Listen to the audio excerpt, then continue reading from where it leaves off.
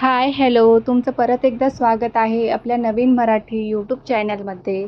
चला तर मग आज वर्षभर टिकणारा असा हा साखर आंबा अगदी सोप्या पद्धतीमध्ये कसा बनवायचा आहे ते बघूयात. कुठल्याही प्रकारचा फूड कलर ॲड न करता, हळद ॲड न करता उपवासालाही आपण हा साखर आंबा नक्कीच खाऊ शकतो.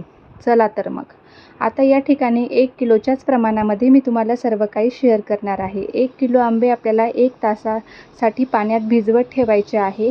त्यानंतर त्याचे सर्व काही साल काढून घ्यायचे आहेत. सर्व काही साल काढून घेतल्यानंतर आपल्याला एका किसणीच्या साहाय्याने त्याचा सर्व काही किस करून घ्यायचा आहे. कुठल्याही प्रकारची घाण किंवा कुठल्याही प्रकारचं घाण असलेलं भांडं अजिबातही यूज करायचं नाही आहे, जेणेकरून आपला साखर आंबा जो आहे तो वर्षभर टिकेल. चला तर मग आता या ठिकाणी सर्व काही किस करून घेऊयात.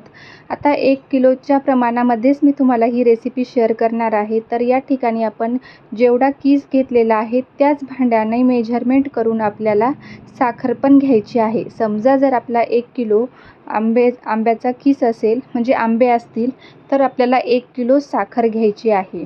तर आता आपण त्यामध्ये साखर पण त्याच भांड्याने ॲड करून घेऊयात. आता साखर आणि जो आंब्याचा किस आहे तो छानपैकी मिक्स करून घेऊयात. आता हे सर्व काही आपल्याला छानपैकी मेल्ट होईपर्यंत त्याला परतून घ्यायचं आहे, म्हणजे आपली साखर पाणी सुटायला लागेल. आता हे तुम्ही म्हणसाल की हे कधीपर्यंत परतत राहायचं, हे कसं ओळखायचं? तर आपला जो साखर आंबा आहे त्याला गोल्डन कलर येईपर्यंत आपल्याला त्याला परतत राहायचं आहे. कुठल्याही प्रकारचे आपल्याला फूड कलर ॲड करायचा नाही आहे, ना हळद ॲड करायची नाही आहे. त्यामुळे काय होतं की जो आपला साखर आंबा आहे तो वर्षभराच्या आतच खराब होऊन जातो. छान प्रकारे मी सांगितले त्या प्रकारे तुम्ही करून बघा. बघा किती छान प्रकारे गोल्डन कलर आलेला आहे आपल्या या साखर आंब्याला. तर आता आपण हे दोन्हीही छानपैकी मिक्स केल्यानंतर काय करायचं आहे, विलायची पेस्ट तुमच्याकडे असेल तर ती त्यामध्ये 1 टेबलस्पून आपल्याला ॲड करायची आहे.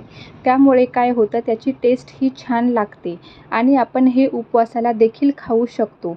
तर तुम्हाला यामध्ये जर अजून काही ॲड करायचं असेल तर तुम्ही त्यामध्ये लवंग पण ॲड करू शकता किंवा दालचिनी पण ॲड करू शकता. पण मग ते उपवासाला तुम्हाला यूज करता येणार नाही आहे. तर त्यामुळे काय करायचं आहे, तर तुम्हाला हवा असेल तर तुम्ही ते पण ॲड करू शकता. आता हे सर्व काही छान मिक्स झालेलं आहे. बघा किती छान प्रकारे कलरही आलेला आहे.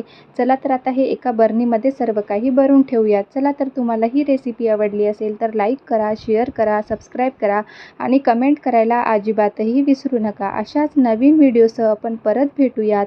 तोपर्यंत तुम्हा सर्वांना बाय बाय.